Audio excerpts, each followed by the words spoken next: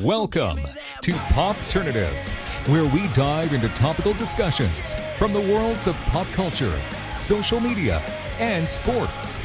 Here is your host, Peter Remoliotis, aka PD Beats. Hello, welcome to the Popternative podcast. This is the podcast and talk show where we have digital discussions, the worlds of TV, film, pop culture, lifestyle, everything really depending on the guest. We talk about it all. As always, I'm your host, Peter Remoliotis, and on Twitter you know me as PD Beats. You will recognize my guest from the Real Housewives of Dallas on Bravo. We're with LeeAnne Locken. LeeAnne, welcome to Popternative. I'm so excited to be here. Thanks for having me. No problem. How's the quarantine been for you so far? I've loved every freaking minute of it because it has been like forced spring cleaning, forced remodel projects. You can't even imagine. Like, I turned a normal wood fence into like a hotel looking fence. Then my husband, seriously, I told you, my husband's like, he's ready to kill me. If I say one more time, you know what would look good? He's like, no.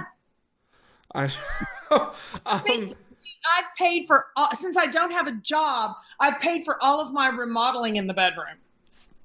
Well, that's important. I mean, what was that conversation? I don't know. What was that conversation like with your husband, though? It went like this. You want this? I want that. You gonna do it? Okay. We do it. Absolutely. So this is a question that I'm really excited to ask you. Before Real Housewives of Dallas, were you into reality television? I had done reality television before Dallas. I had my first dip into reality television was a show on TV Land called She's Got the Look. And if we were in my office, you would see a poster of it. And it was a modeling competition for old bitches.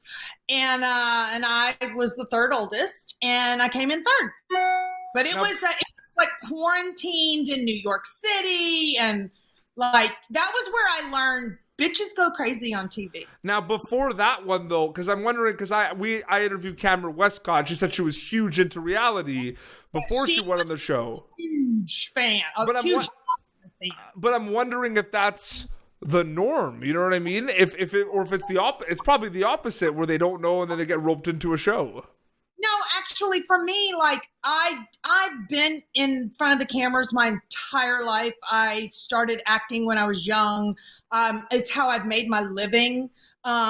So for me, reality TV was like, okay, I don't got to memorize a script. I just got to be like, act up, and you video it, and you pay me for that shit. All right. One. And it's interesting to see because, you know, Bravo, there's like there's like a reality show like following and fandom, but there's like a Bravo reality show fandom, and those Bravo fans are very loyal. They're hardcore. I will say, sadly, Dallas doesn't really have a lot of that. Sorry about that. Dallas doesn't really have a lot of that because we're so poorly viewed. Our viewership is so down, but they're gaining it. It's coming. What do you think are some things about Real Housewives of Dallas compared to the other ones that kind of will make you want to kind of check it out? Like, sell us Real Housewives of Dallas right now. Well, I don't know that I can sell it right now because I'm not going to be on next season. I've left the show for very good reasons. And so I think, well, you know what? Maybe you should watch it because I think it's going to be a shit show. I don't think anybody's going to know who's on whose side or who. I think it'll be very interesting. And sadly for me, I also think it'll be very fake. What were the kind of emotions though going through your head when you decided that you were leaving the show? What was that like? That was awesome. That was easy. That was like around the holidays, and I just was like, wait, how much are they paying me, and why am I putting myself through this? And the trick is like the double standards that existed on my show. And no matter, I mean, I get messages all the time on Instagram. People are like, no matter what you do, they've twisted it against you. They never like it was like, get on the bus. The bus is named Run LeeAnne's Ass Over. And if you're not on the bus, you're going to be with LeeAnne under the bus. And honestly, it's lazy performing on their part. It's lazy living on their part. Don't look to me to provide your storyline. Create your own life. I sure the hell didn't need any of y'all to create my life. I feel like everyone on Real Housewives of Dallas or any of the Real Housewives shows, there's like the theme like playing the victim, like it's no one's fault. It's not victim on our show. It can't. Oh my God! It can't be me. God, it's got to be Cam or it's got to be LeeAnne. It's not me. Stephanie started that shit because she wants the world to believe she's so sweet and innocent, which she's not. And to be quite frank with you, like, no, own your shit, man. I'm sorry, but everybody was like, you played the victim, LeeAnne. I have never played a victim. I have been a victim, but I've never played a victim. And if you give me a choice between victim or victor, I guarantee your ass I'm going to be the victor. I don't sit down, I don't shut up, and I don't behave. I'm LeeAnne Locken, and I don't know how the show's going to exist without that. But I feel like a lot of characters kind of have that I say what I want and I get away with it. I feel like you kind of compete with each other for that crown, so to speak. I don't think I ever competed with anybody on my show for my crown, and I think I took it with me when I left, so I think it'll be interesting to see who makes the next little paper crown for them. So, I mean, obviously maybe plans have kind of been put on pause because of the quarantine, but what's next for LeeAnne Locken? Oh, there's no pause over here because of the quarantine. My husband's writing a book. I'm busy doing the same. I've signed on to do 2 movies. I've signed on to do 3 TV shows. I just signed on to do the most fun competition I've ever signed on for. I'm super excited about that. I'm like, that's the thing about me and how I live my life. I'm not good at boring. I get in real big trouble if my life gets boring. And so I've always got to be active. I've always got to be doing something crazy, challenging myself, pushing my limits. I'm not going to sit back and be like, oh, now kids, because I ain't got no kids. Yeah. I mean, God, you realize by the time that they can start filming, the kids are going to be out of school. So it's going to be like the girls with their kids. Yeah. Well, I mean, there's situations too where I saw a clip because I had Cameron on my show, and like I adore Cam. She's awesome. And she was so like both of you are just like fireballs of energy right now, and I can't. And usually I'm the one. Like I get on my show sometimes, and I'm like, "Welcome to Popternative. How's it going?" They're like, "Oh my God, what is going on?" No, that's me. That's the cup of coffee for me. I'm like, yeah. No, I love Cam. I will say when Cam joined the cast, all the press I did I was so excited. I mean, I couldn't say her name or who she was, but I would tell everybody a unicorn joined our show. And I'm so fucking excited because I always wanted to be a unicorn. And now that I've met one, I'm really pissed that I'm not a unicorn.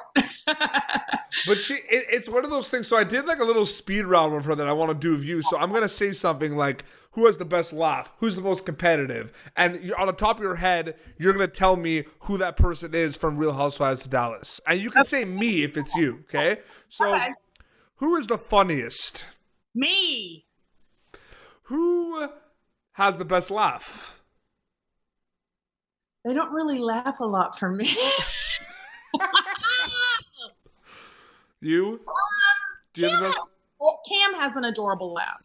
Who is the most competitive, like when you're playing like games or doing things like on your phone? Like who's most competitive? Deandra hates to lose, but she does it regularly. Okay. Carrie is very competitive.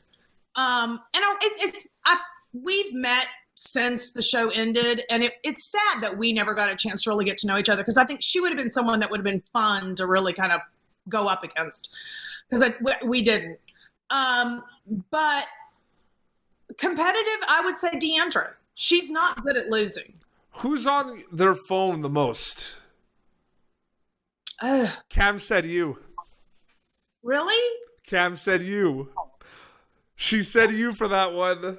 I do get bored with the girls a lot. So she said Cam's on her phone a lot. She's like, LeeAnne's on her phone a lot. Like she said you.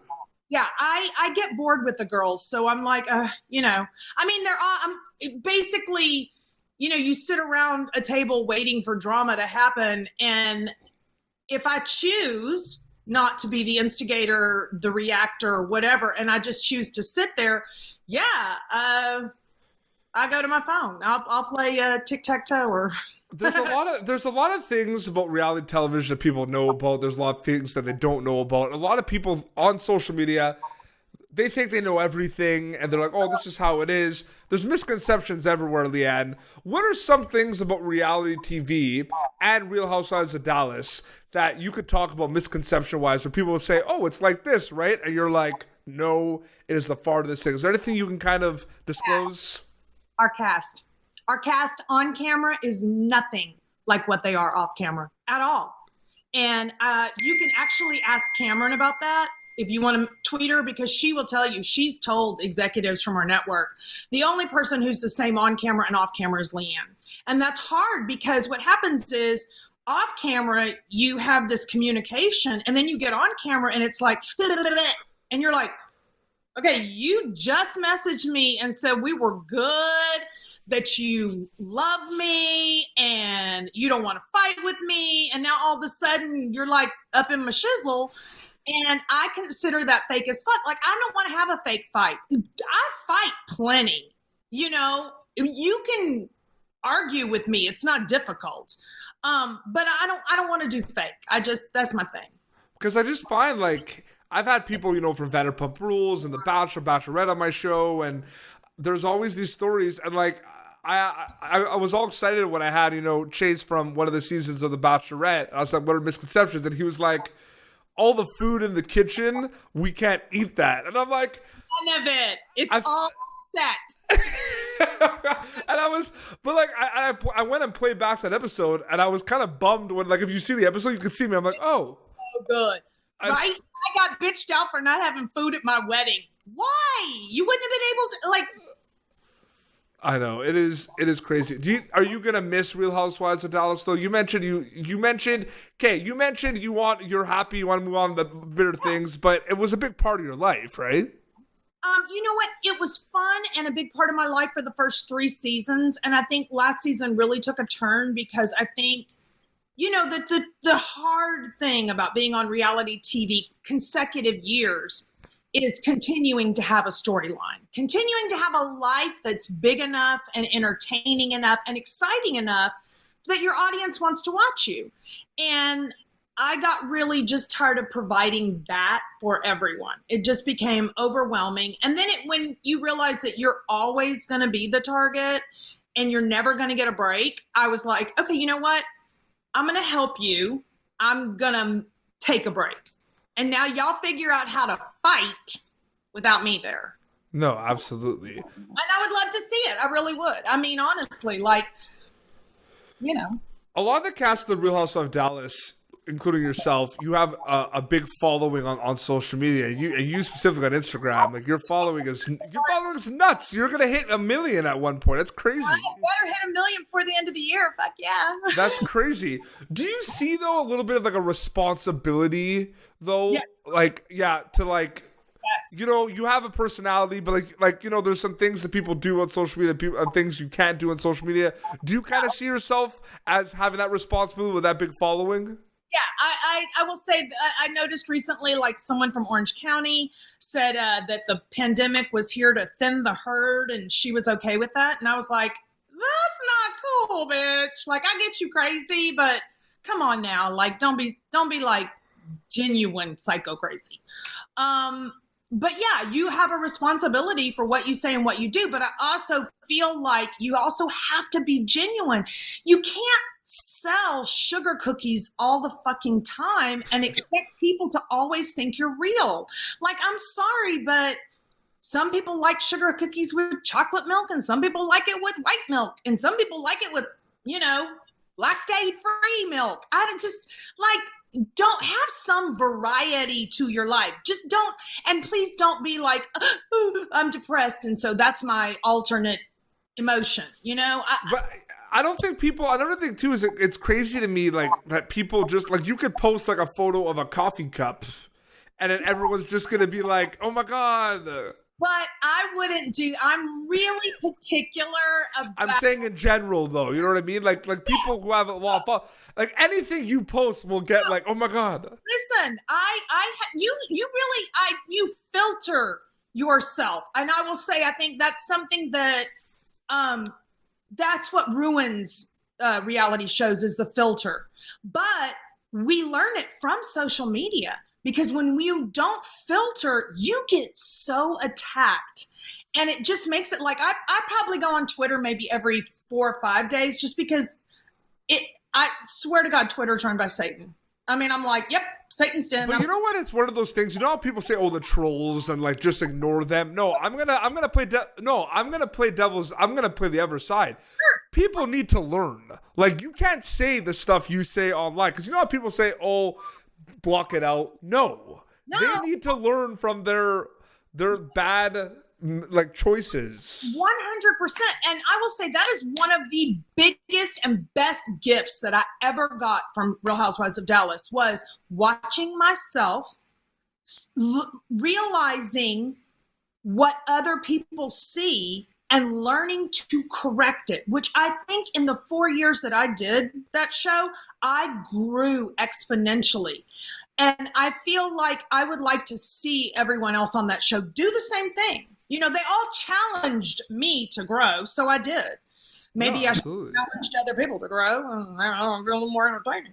No, for sure. Well, LeeAnne, thank you so much for joining me on Popternative. I had a blast chatting with you. That's a cool pillow. They're not nice. They're just him.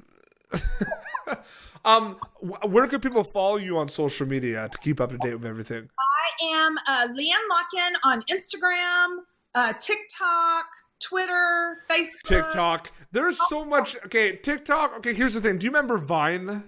Yes, I had a Vine. Okay, I love Vine. Okay, but there wasn't as much dancing on Vine like there is on TikTok, right? There's not as much. Which I'm not. Okay, my first video, I just redid my video that I did at BravoCon, but I'm going to dedicate my TikTok not to be about dancing. But there's a lot of dancing. It seems like it's just dancing sometimes. I know, but that's cool because I got some great ideas and they're going to come to life. And I'm super excited. I've been working with TikTok on them, so I'm super excited about it. That is amazing. Well, thank you so much. And I hope the quarantine, I hope everyone's like on your end is safe. And I wish you all the best with your new projects. That's awesome. I will eventually put pants on. That's my quarantine motto. Well, this has been Popternative, youtube.com/Popternative for previous episodes. Until next time, this is LeeAnne Locken and PD Beats signing off. Thank you for tuning in to Popternative. Make sure to check out our past episodes of Popternative on YouTube. Be sure to like Popternative on Facebook and follow us on Twitter. This has been an Autograph Communications production.